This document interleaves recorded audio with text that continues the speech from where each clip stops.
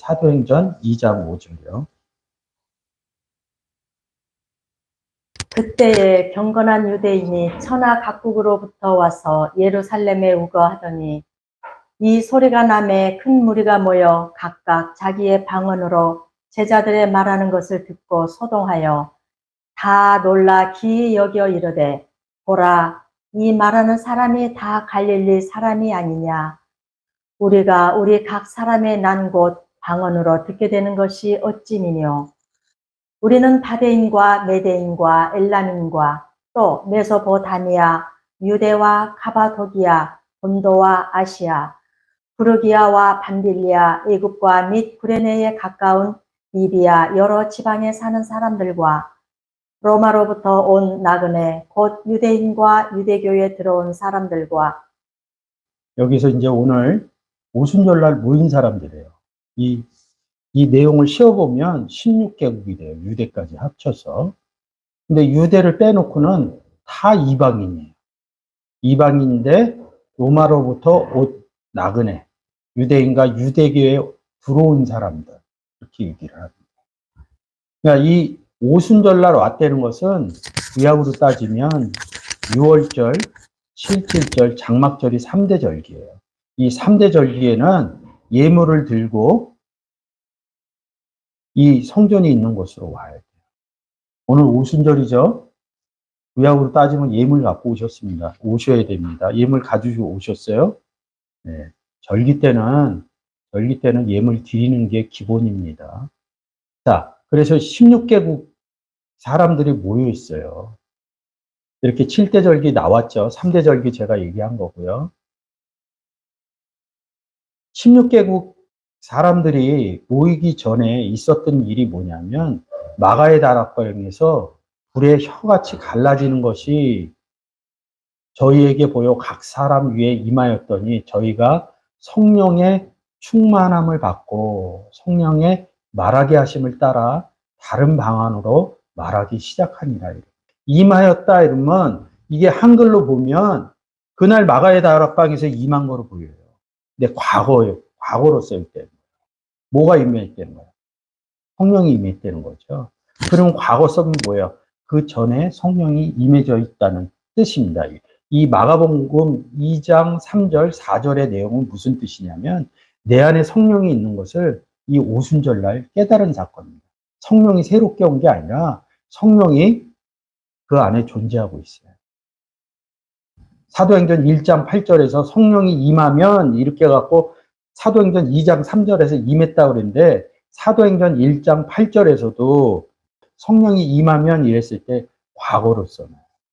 성령이 임했다는 거죠. 그 다음에 4절에 성령의 충만함을 받았다. 성령이 가득해졌다. 그러니까 성장했다는 뜻입니다. 성령이 말하게 하심을 따라 어느 성령이? 거룩한 성령 올려놓을 거예요. 그냥 성령 하교스 푸누마 이러면 요한복음 4장 24절에서 하나님은 영이시니 이런다고요. 그냥 푸누마만 써요. 그럼 하나님 거룩해 안 거룩해? 거룩하잖아요. 하나님보다 높은 영이 있을까요? 없다고요. 성령 얘기해도. 하나님 영에다 하나님은 영이시니 근데 거기다 앞에다 하교라는 단어를 뺀 거예요. 그냥 하나님 영이다. 성령이다. 성령 하나님 아버지다. 삼위일체 이렇게 쓰는 거거든요. 성을 붙이나 하교를 붙이나 안 붙이나 하나님 아버지는 거룩하다는 거죠. 예수 그리스도는요. 예수 그리스도도 거룩하다는 거죠. 예수 그리스도 안에 들어간 우리는요. 우리도 거룩하다는 거죠. 그래서 예수 그리스도 영접해서 교회 나가는 사람은 뭐라고 그래? 교인이라고 그러고 성도라고 그러죠. 성도라고 그럴 때 이 하교 써요. 근데 그 내용을 잘 모르니까 성령을 굉장히 지금 와서 특별하게 얘기를 해놨어요. 그냥 영도 아니고 성령을 특별하게 얘기했어요. 성령의 말하게 하심 그런다고. 내 안에서 그리스도께서 말을 한다. 내 안에서 그날에는 아버지 성령이 말을 한다. 이런 내용들이 마태복음 10장 20절과 고린도후서 13장에 이렇게 써 있거든요. 내 안에 지금 제가 얘기하잖아요. 성경은 예수 그리스도를 영접한 사람은 안에서 아버지가 말씀을 하신다. 예수 그리스도가 말씀의 증거를 한다. 그 내용이에요. 성령의 말하게 하십니다. 다른 방언으로 이렇게 얘기합니다. 다른 방언, 글로사죠. 원래 따지면 혀입니다. 다른 말이거든요. 그 전에는 베드로가 이렇게 얘기하는 장면이 없어요. 한 군데도 예수 그리스도에 대해서 얘기하는 장면이 없어요. 근데 이 오순절날 깨달아지는 사건이 일어나는 거예요. 그래서 뒷부분 보면 베드로가 나와서 이 16개국에 모인 사람들한테 다 얘기를 해줍니다. 이 다른 할 때 여러분 잘 아시는 것처럼 고린도후서 11장 4절에 다른 예수, 다른 영, 다른 복음 할 때 헤로테스 이렇게 씁니다. 다른 혀가 됐다는 거죠. 그 전에는 말하지 못하는 혀였다.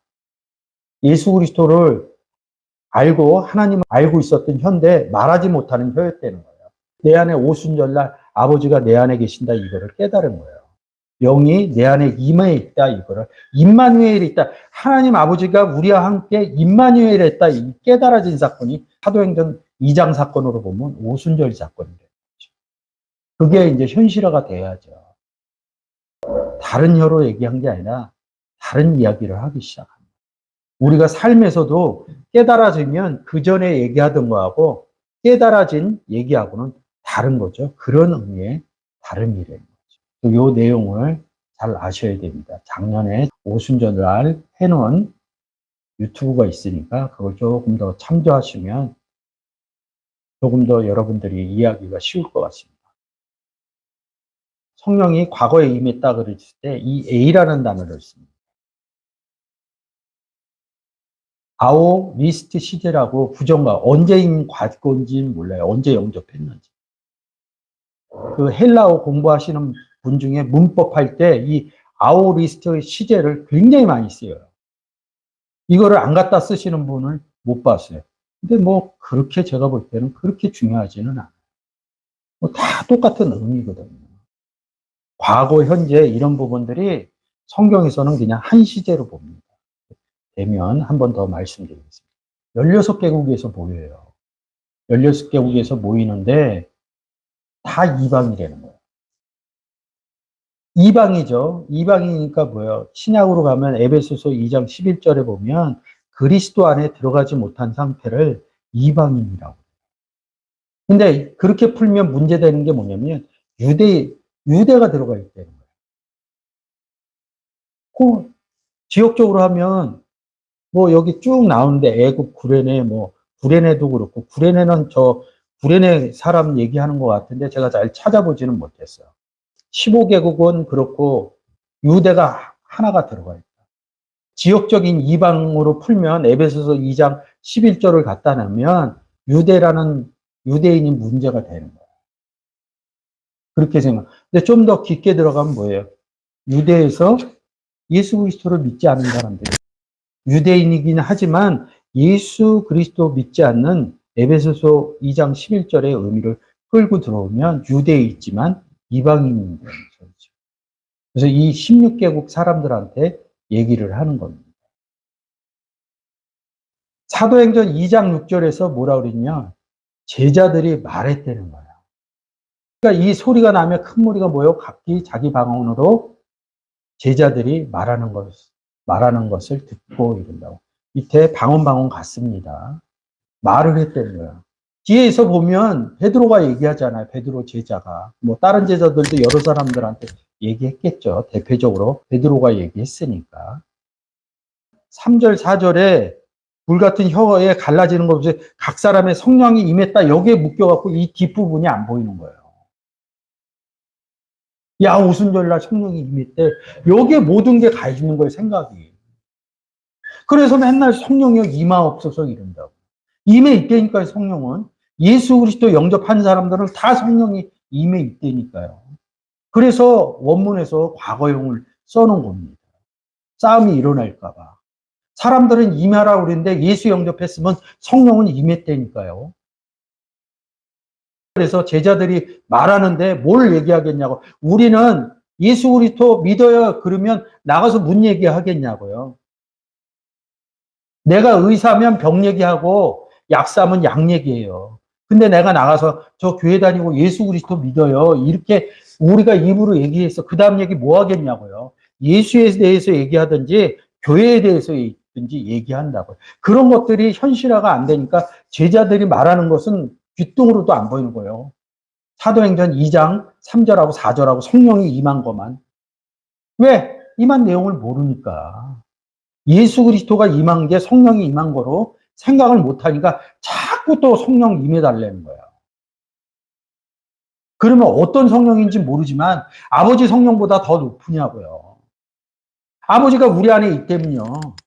제일 높은 양반이 있는데 또 어떤 성령을 자꾸 임해달라고 얘기를 하는 거냐고요.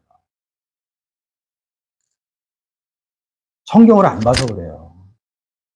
성경을 안 보고 그렇게 하니까 자꾸 다른 얘기하는 겁니다. 6절에서 보면 제자들이 말하는 것을 듣고, 근데 이 말한 사람들이 누구예요? 좀 전에 설명한 것처럼 다 이방인이에요. 다 이방인이에요. 이 11절 뭐라 그래요? 우리가 각 방언으로 하나님 큰일 말하는 것을 들었다는 거예요. 누가요? 이방인들이. 그렇죠. 이 메갈레오라는 단어가 큰 일이라는 단어가 되게 재미있어요. 큰 일입니다. 딱 한 구절만 써 있어요. 메갈레이오스 이렇게 하고 한 구절만 써 있으면 이 내용을 파악하기가 어려워요.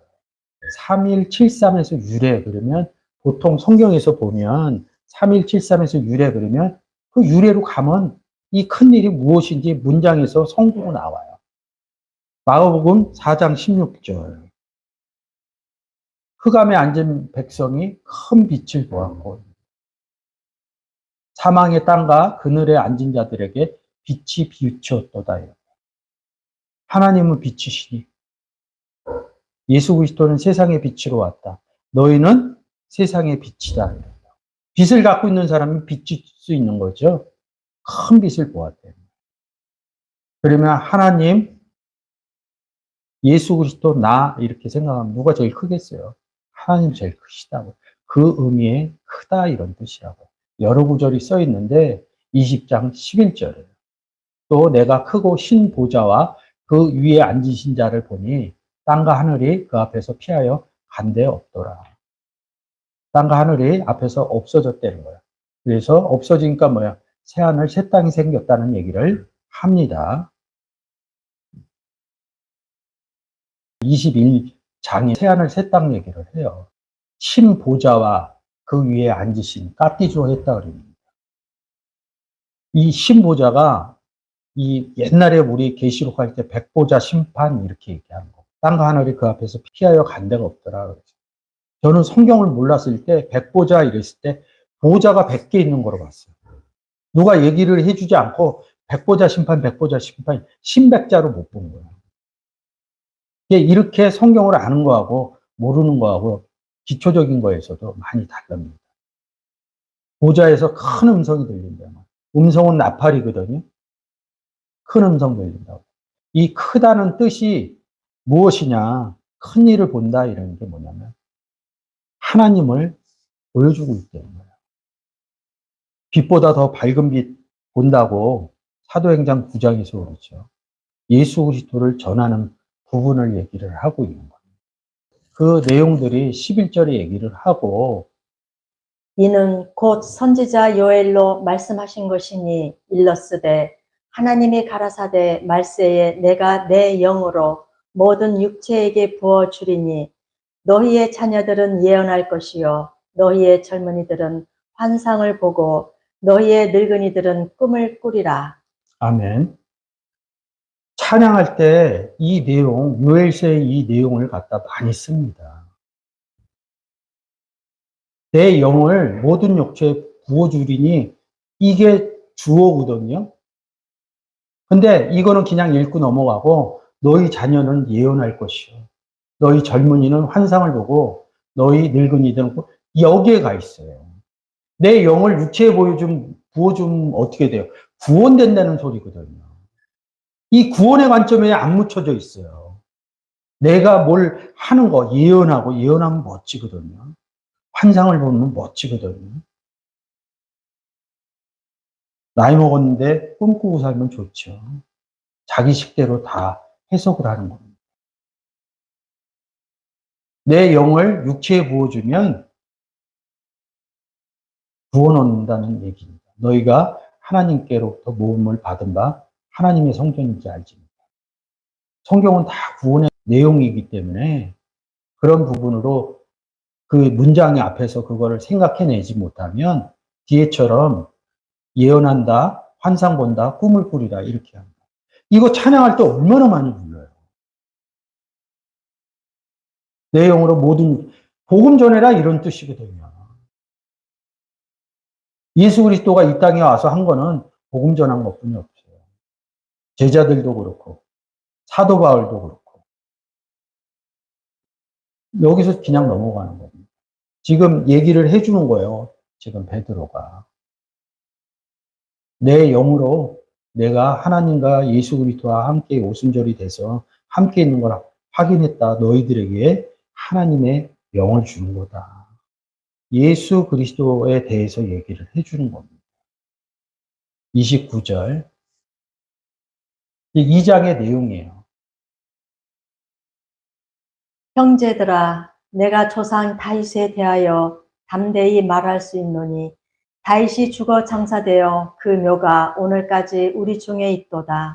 그는 선지자라 하나님이 이미 맹세하사 그 자손 중에서 한 사람을 그 위에 앉게 하리라 하심을 알고 미리 보는 고로 그리스도의 부활하심을 말하되 저가 음부의 버림이 되지 않고 육신이 썩음을 당하지 아니하시리라 하더니 결국은 다윗 얘기를 해도 그리스도의 부활하심을 얘기를 하거든요.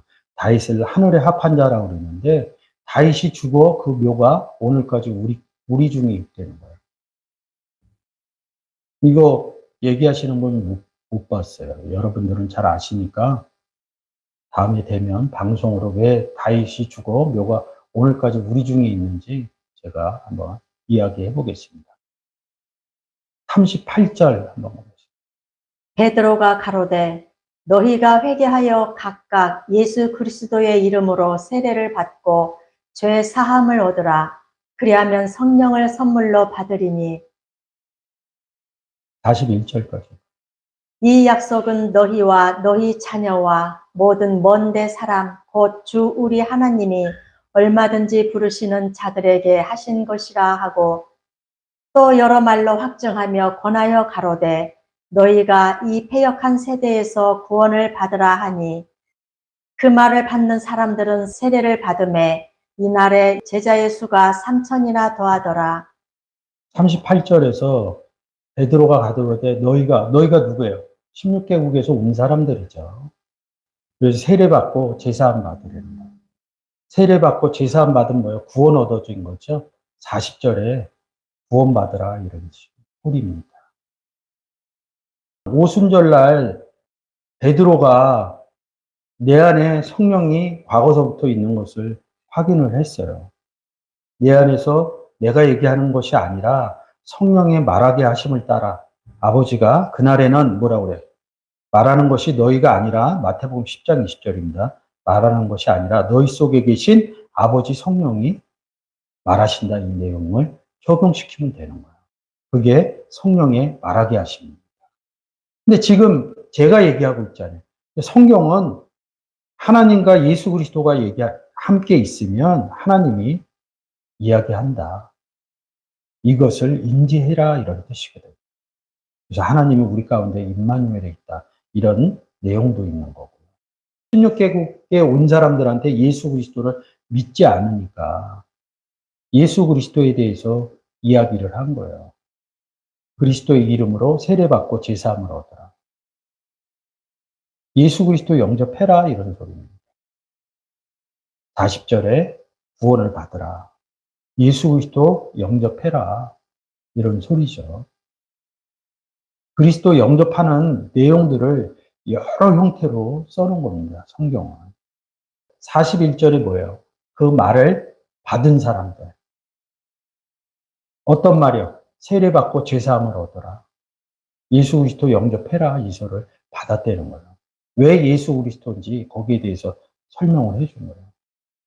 세례를 받으며 그 말을 받은 사람들은 예수 그리스도를 영접한 사람은 세례받으며 이날에 제자의 수가 3,000이나 더하더라. 오순절날 성령이 임하는 것을 따지시겠어요? 아니면 가서 복음 전하는 사건으로 생각하시겠어요?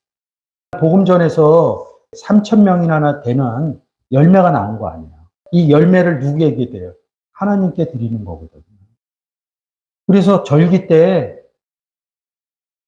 구약의 3대 절기 때 뭐라고 그러냐면 6월절, 7.7절, 지금 말하는 오순절, 장막절 이렇게 써놓고 뭐냐면 빈손으로 오지 마라. 근데 우리 다 빈손으로 왔어요. 열매. 한 번씩 모시고 와야 되는데 빈손으로 왔어요. 다음 되면, 절기 되면 복음 전하려고 생각하셔야 돼요. 그래서 일반 교회에서는 절기 때 빈손으로 오지 말라 그러니까 11조와 같은 헌금을 내라고 가르쳐줘요. 뭐 더 심한 데는 10에 3조 내라는 데도 있어요. 저희 교회는 그러지 않아요. 일반 습관이니까 정말로 감사하다 그러면 하나님께 드려야죠. 그래야 대신해서 복음을 전할 수 있는 거죠. 다른 날은 모르겠고 그 1년에 교회에서 얘기하는 절기들이 있어요. 그때는 기도해 보시고 그런 생활 하시는 것도 괜찮습니다. 오순절 사건은 복음 전하는 사건이다. 저는 이렇게 말씀을 드립니다. 내년 오순절에는 하나님께 빈손으로 오지 않고 하나님의 만드신 열매로 같이 예배드리는 날이 되었으면 좋겠습니다.